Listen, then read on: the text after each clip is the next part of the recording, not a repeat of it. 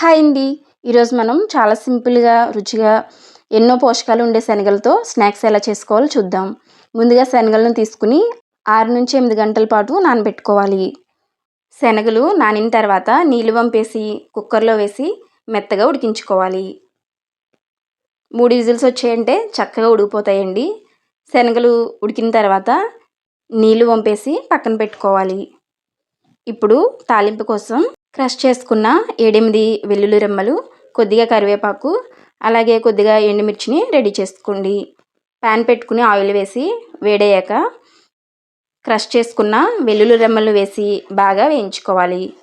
వెల్లుల్లి రెమ్మలు వేగిన తర్వాత ఇందులోకి ఎండుమిర్చి, కరివేపాకును వేసి వేయించుకోండి. ఎండుమిర్చి, కరివేపాకు కూడా వేగిన తర్వాత ఇందులోకి 1/2 టీ స్పూన్ వరకు జీలకర్ర కూడా వేసి తాలింపును బాగా వేయించుకోండి. తాలింపు వేగిన తర్వాత ఇప్పుడు ముందుగా ఉడికించి పెట్టుకున్న శనగలను ఇందులో వేసేసుకుందాం.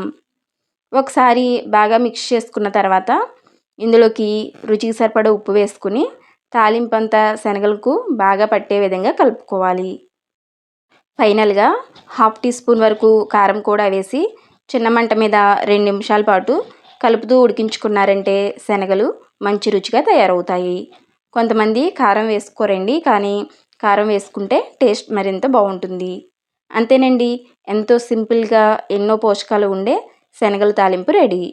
ఇది స్నాక్స్గా అయినా బాగుంటుంది, లేదా పండుగలప్పుడు ప్రసాదంలో అయినా కూడా చాలా రుచిగా ఉంటుంది.